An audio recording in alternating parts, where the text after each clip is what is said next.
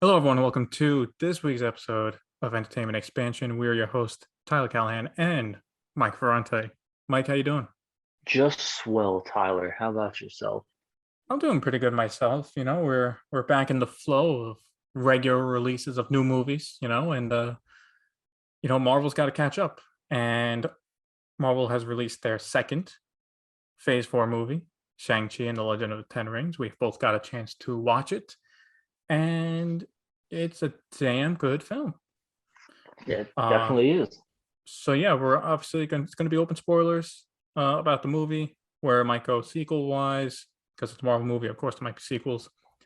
Well, of course. But That's a you given. know, it's honestly, actually, this is the first or like straight up origin movie since Doctor Strange, 2016. E- Doctor Strange, I think so. Yeah, Yeah.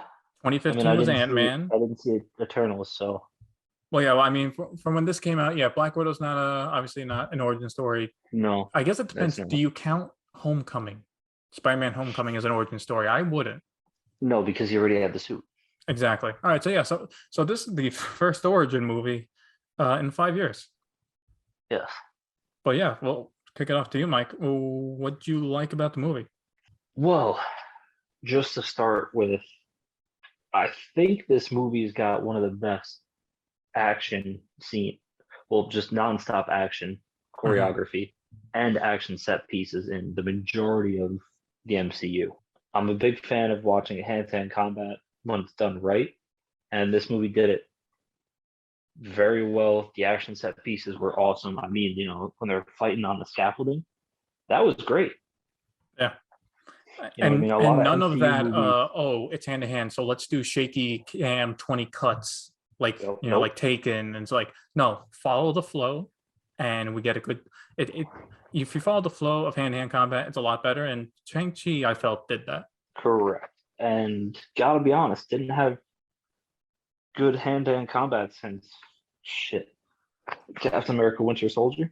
Well, that was going to be my next question. As the residential Winter Soldier, um, I guess super fan, um, how do you put the hand to hand combat compared to Winter Soldier? I'm not going to ask you to say if it's above it, but would you say it's close to, if not par, with Winter Soldier? I'd say it's I'd say it's on par. I mean, I feel like there's a lot more of it in this movie Especially in the first than half. Winter Yeah. Soldier. Yeah, because it was mostly just all hand-to-hand combat and it was good. I really enjoyed it for that aspect of it. So yeah, I'd say it's on par with the hand-to-hand combat.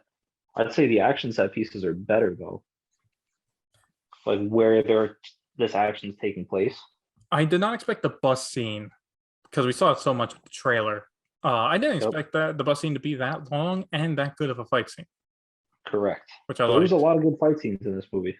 A There lot. was. And you know, one thing about China is a lot of the higher end cities have a lot of nice neon lights, futuristic lights.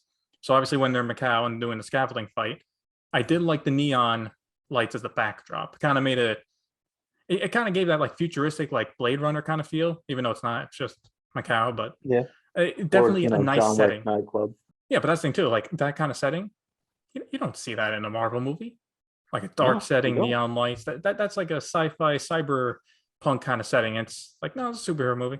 Yeah, well, which I appreciate. I think another thing it did well is A coherent well, story. I was actually going to say fixing the mistakes of Iron Man 3, but Yeah. I do like how they just kind of the 10 rings. That was just a PR mistake from the villain side, Yep. but okay, I can roll with it. The guy's lived for thousands of years. He gets a little bored. We've all had a marketing deal gone wrong. But I thought, besides fixing the Iron Man 3 mistakes, I thought it had a pretty solid cast of characters. It did. The main villain, who I say villain, but honestly, I think the proper term would be antagonist. Correct. Because yes, he was a terrorist for thousands of years, but basically for like the last 20 or so, he's been neutral to then just wanting to get his wife back. He's not out looking to kill, but he will kill if it takes to get his wife back.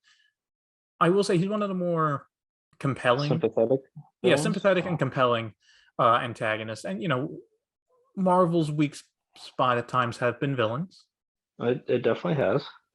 You know, Black Widow, Iron Man 2, Incredible Iron Hulk, Man 3, Iron Man 3, Thor Thor 2, 2, Guardians 2, yeah, Guardian 2. Guardians 1. Yeah, But anyway, this is one of the Thor better 1. villains because you see where he's coming from. Villains are always better, I think, when you understand where they're coming from. At least you don't Yeah, have they're to agree clear with them. motive. Yeah. And not only Which that, I just think works why Thanos was a good villain because you could see his motives. exactly. I mean, they also did Thanos right by making Infinity War like he's His the movie, protagonist of that film, so it works. pretty much. Yeah. But yeah, no, but Thanos is kind of the exception. Like Thanos is special because he gets his own movie to develop. Most Marvel villains don't, but Correct. considering that time constraint, I think they fleshed out was it Wenru pretty well. The sister was also pretty compelling. She had perfectly good reasons to beat the shit out of her brother. Yep. Also, this is the first time she's been in any film. She's a pretty good actress. Yeah, I'd have to agree with that. Yeah. First film, from what I read, it was like, yeah, she did a couple like small short films or skits, but otherwise, like first proper film, she did great. The actor who plays, Shang-Chi also did really well. Like the only character I had an issue with is the Kingsley. Yeah, Trevor. Trevor, yeah. Because only he got a little annoying at times. Obviously, Ben Oh, Kingsley is not all a the bad time, actor. actually. No, he's not. You didn't like the whole Planet of the Apes story he's retelling while they all sit in the car? There's just a lot of things wrong with Trevor. Yeah.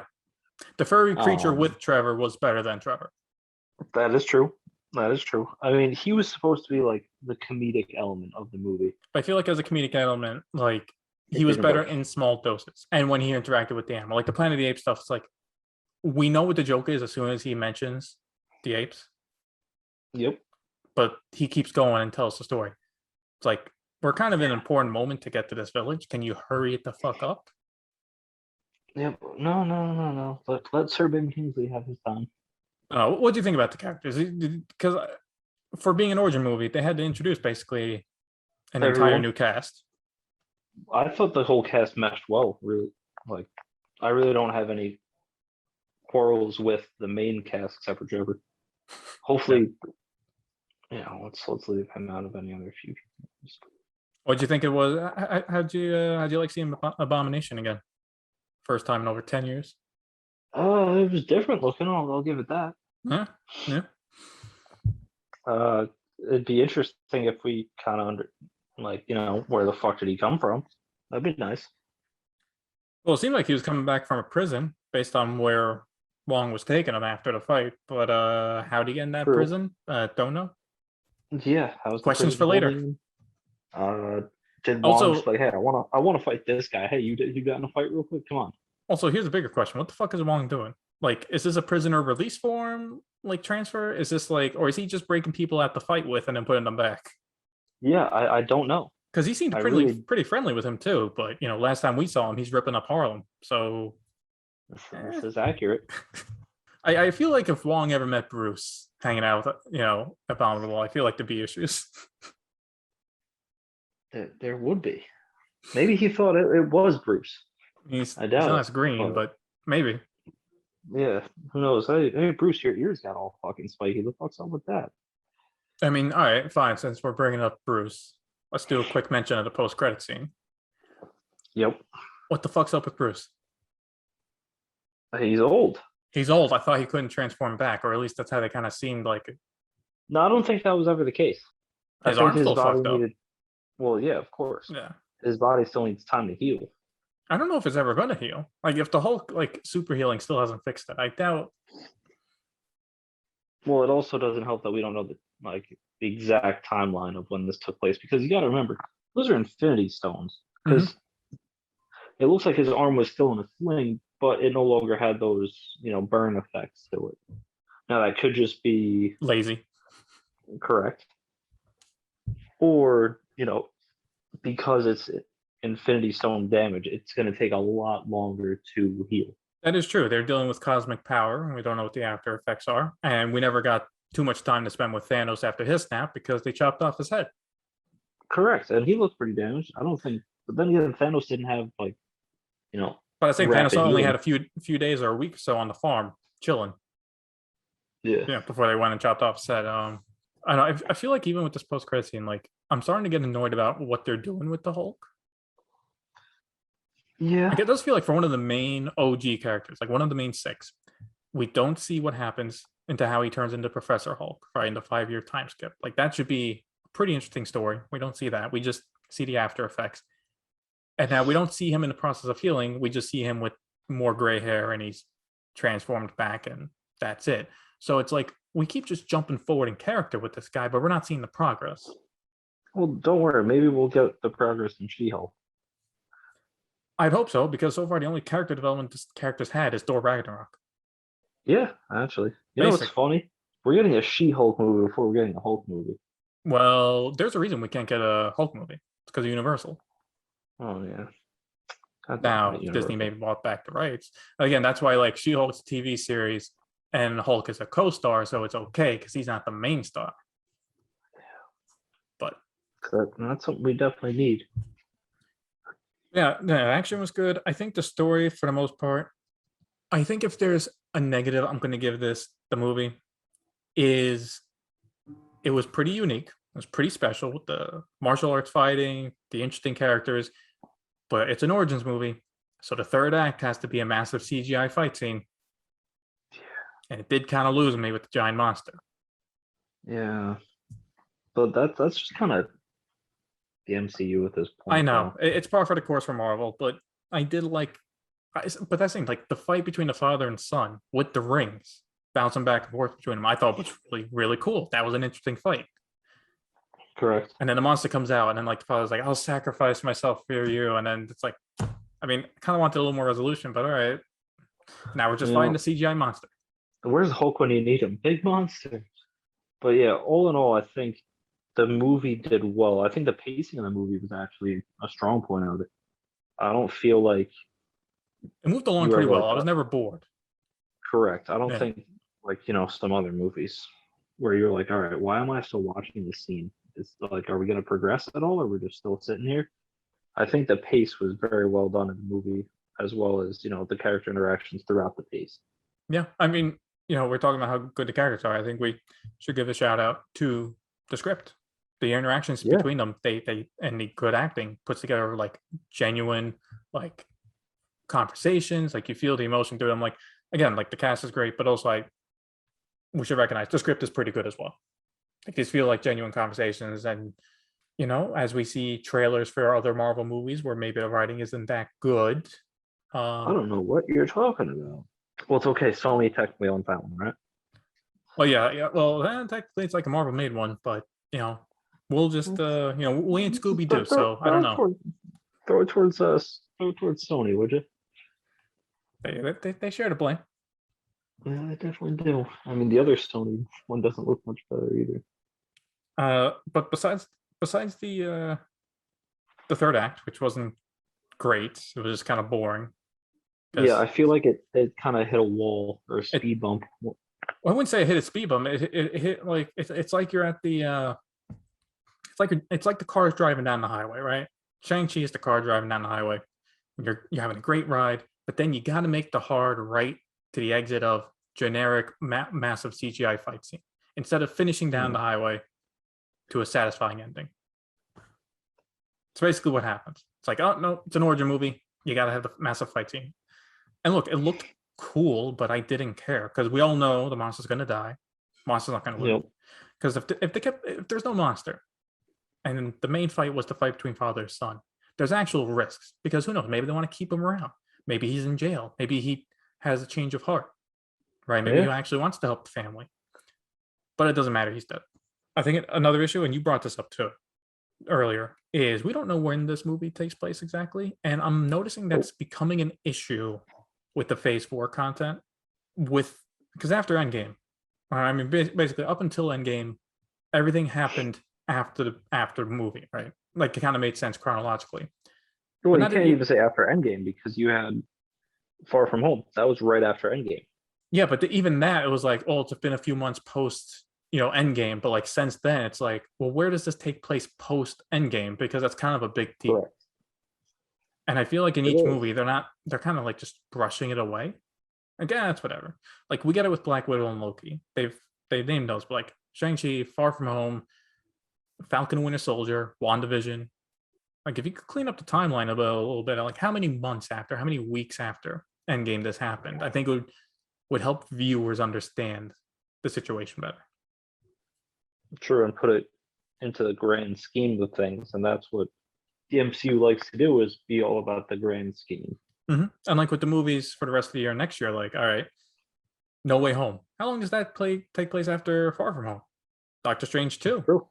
You know, it's at the same time as Loki. Multiverse of Exactly, Madness. because But I think the issue is actually with Loki, because I think Loki should have been maybe one of the last things to come out of Phase 4, or in the middle at least, because now with Loki, Kang the Conqueror essentially out and about, you're watching these other movies like, well, where does Kang come into this? Because he's going to be moving like the fucking wrecking ball.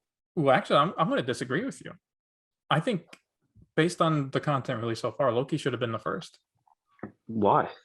Timeline wise, Loki happens at least concurrently with the end of Endgame because it's that variant from Endgame. True.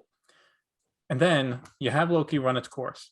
So you kick off Phase 4 with, okay, well, how's Marvel going to handle the next 5-10 years? Boom, multiverse, anything can happen.